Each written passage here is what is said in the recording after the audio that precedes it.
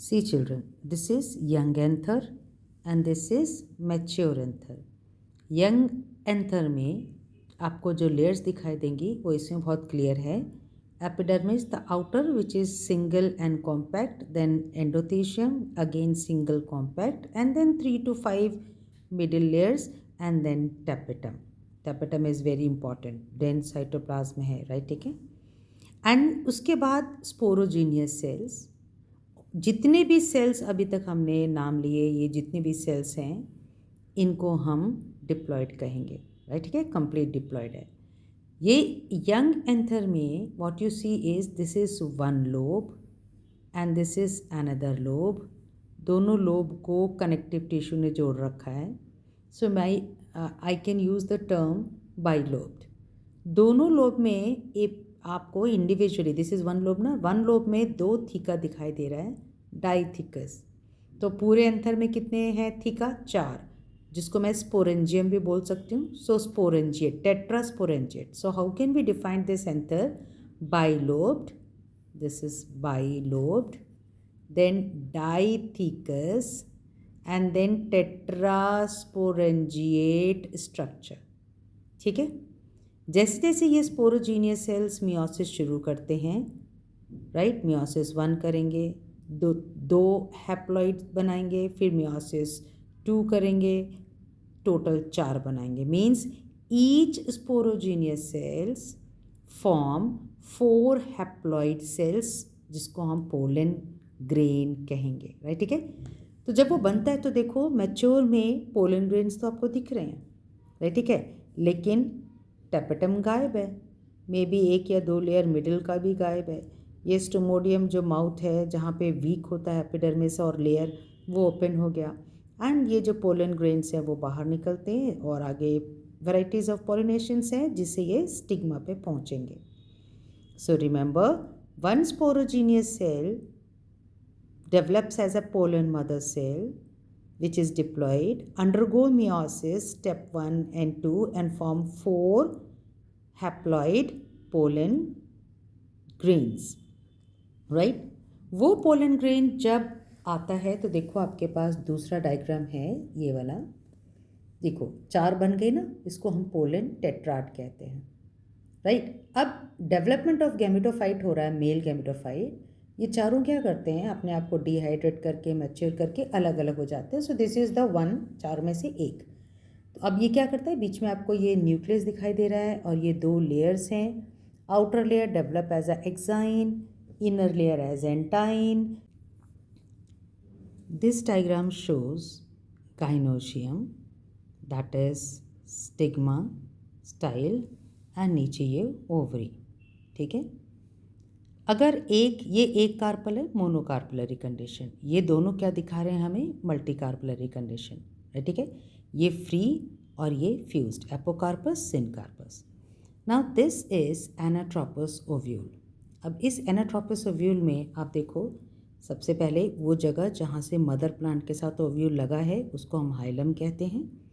And then this stalk is known as funicle.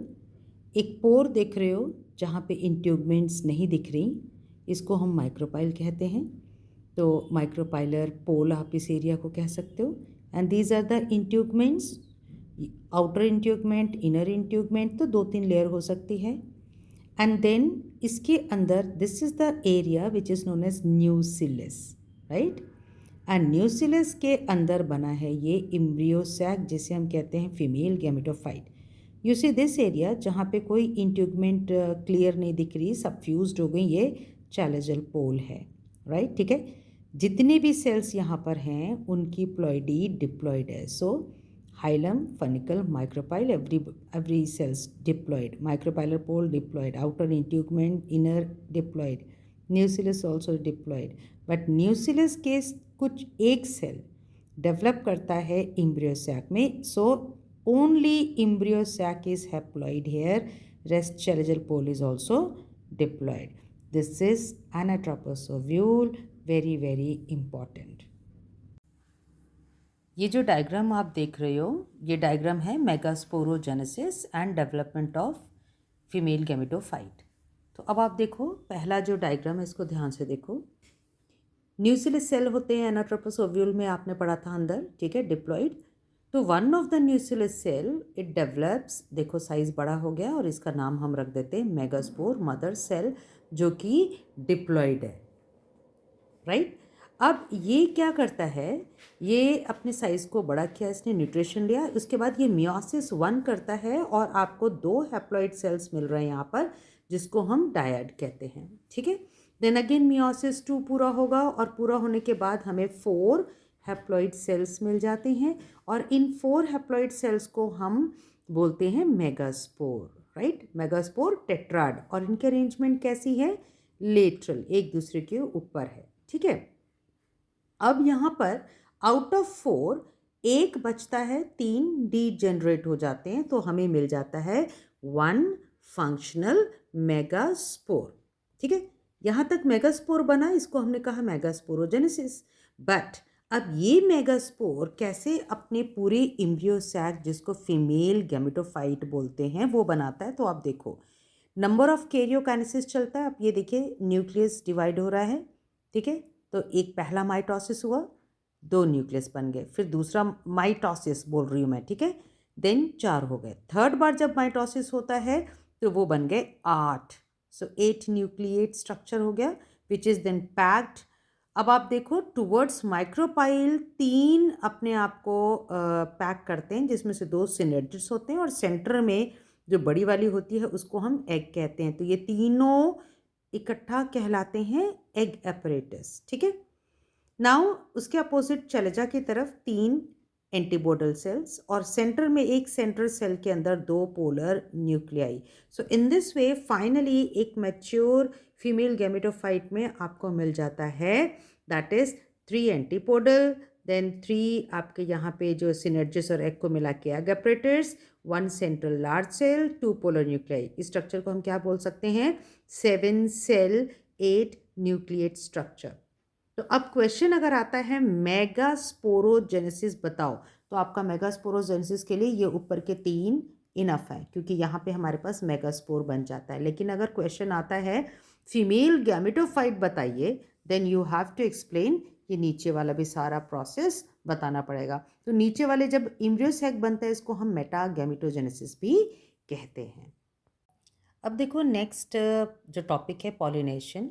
ये flower आप देख रहे हो, इस फ्लावर में सेल्फ पॉलिनेशन दिखाया गया है, क्रॉस पॉलिनेशन है। और अगर आप ये कॉमेलिना के फ्लावर प्लांट को देखते हो तो इट कंटेन्स क्लिस्टोगैमस फ्लावर, जिसको आप क्लोज्ड फ्लावर कहते हो, एंड कैस्मोगैमस फ्लावर, जिसको आप ओपन फ्लावर कहते हो, ठीक है। अब एनसीईआरटी में यहाँ पे लिखा हुआ है कि जो कैस्मोगैमस मीन्स ओपन फ्लावर है और जो क्लिस्टोगैमस है, दोनों का कुछ एडवांटेज भी है तो कुछ डिसएडवांटेज भी है।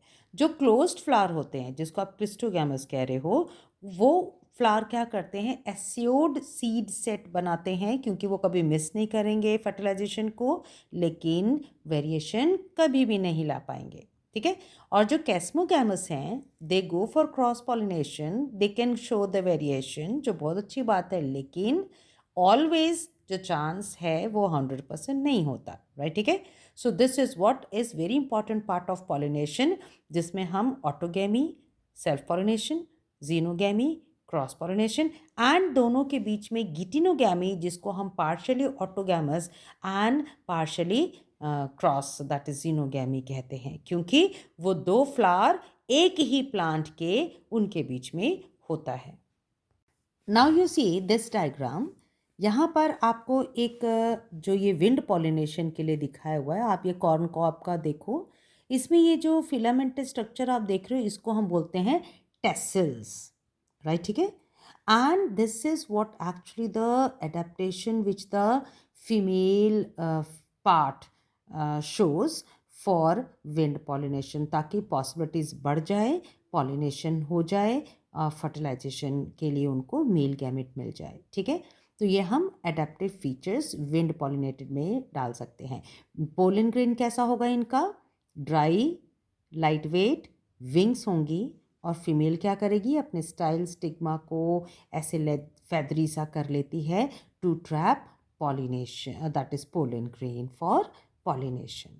सी दिस डायग्राम, ये वेलिस्नेरिया का यहाँ पे वाटर पॉलिनेशन दिखाया हुआ है, जिसमें जो फीमेल फ्लावर है वो बहुत ऊपर है क्योंकि उसका स्टॉक बहुत लंबा है, और जो मेल फ्लावर है वो पानी के अंदर है, पोलन ग्रेन्स निकालता है और वो वाटर के सरफेस पे पहुंचता है और वहाँ पे पॉलिनेशन होता है।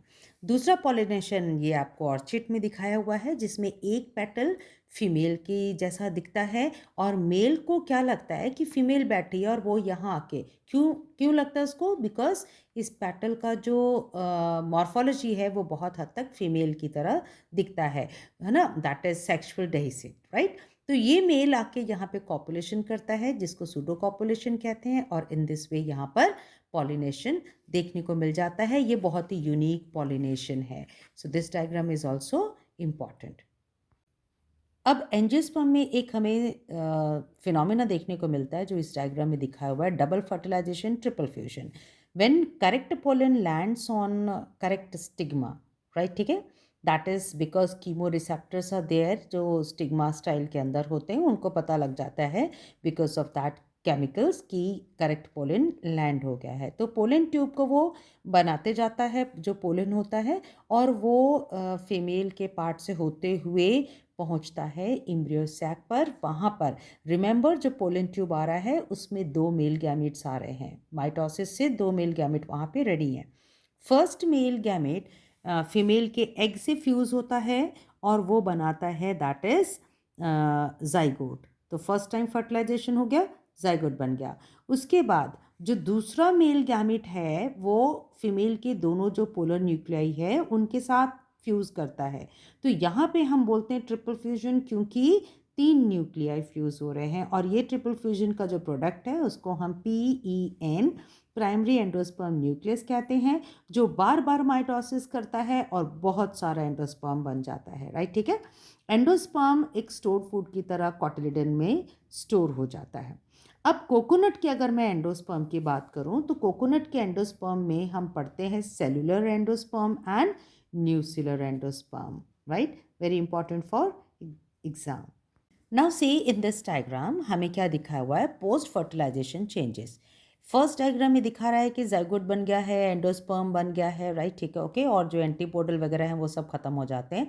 अब जो जाइगोट है ना, आप सेकेंड डायग्राम में देखो, उसने क्या किया, उसने खुद को डिवाइड करना शुरू किया, बड़ा वाला सेल एक बना और एक छोटा, दैट इज अनइक्वल 2 सेल्स बन गए, ठीक है। बड़े वाले सेल को हम हॉस्टोरियल सेल्स कहते हैं, आप इसको थोड़ा मैं पास करके दिखाती हूँ, और छोटे वाले को इम्ब्रियो सेल कहते हैं, राइट।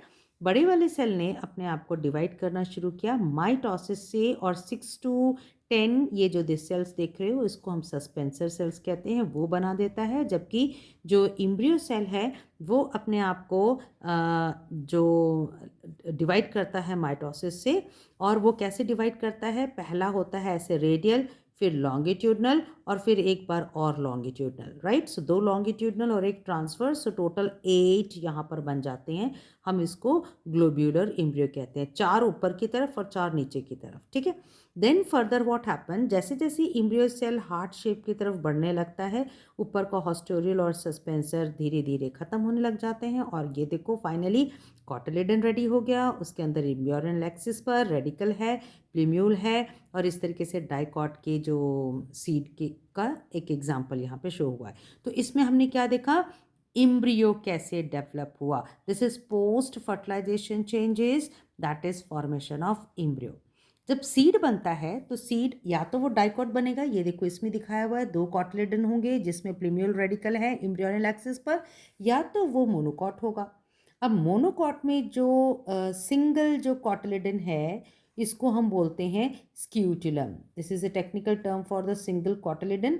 और जो प्लीम्यूल है उसके ऊपर आप एक डिफ्रेंशिएटेड शीट देख सकते हो, कोलियोप्टाइल, वेरियस रेडिकल के ऊपर आपको कोलियोराइजा दिखेगा। सो कभी कभी मोनोकॉट या डाइकॉट सीड बनाने के लिए भी आता है। So again this is very important. Seeds के से रिलेटेड देखो यहाँ पर आपको डाइकॉट, देन ये ग्रास का है, मेज है, राइट, ठीक है, ये देखने को मिल जाता है, और ये क्वेश्चन भी आता है इसमें। एप्पल दिया हुआ है, एप्पल को हम फॉल्स फ्रूट कहते हैं क्योंकि इसमें जो एडिबल पार्ट आप ये वाला देख रहे हो this is actually thalamus, ovary वाला पार्ट तो हम काट के फेंक देते हैं, राइट। सो जब भी कोई फ्रूट ओवरी के अलावा सम अदर पार्ट से डेवलप होता है, जैसे यहाँ पे थैलेमस है, तो हम इसको क्या कहते हैं, फॉल्स फ्रूट, ठीक है। अब अगर सिर्फ ओवरी से हो तो फिर हम उसको क्या कहते हैं, दैट इज स्ट्रॉबेरी का भी एक एग्जांपल है, ठीक है। और अगर सिर्फ ओवरी से है, जैसे मैंगो है, गुआवा है, तो हम उसको क्या कहते हैं, ट्रू फ्रूट्स कहते हैं, राइट, ठीक है। लास्ट में एक ये दो एग्जाम्पल है जो बहुत इंपॉर्टेंट है, एपोमिक्सिस एंड पॉलीम्ब्रोनी का। एपोमिक्सिस को हम बोलते हैं formation of seed without fertilization, जिसका एग्जाम्पल यहाँ पे एस्ट्रिएसी ग्रास ये वाली फैमिली का दिया हुआ है। और पॉली इम्ब्रियोनी जब मोर देन वन, देखो पॉली मतलब होता है मेनी, जब कई इम्ब्रियो एक ही बार बनने लगे, सिट्रस फ्रूट में ये एग्जाम्पल आता है, तो उसको हम पॉली इम्ब्रियोनी कहते हैं। So these all are the very important questions from this chapter.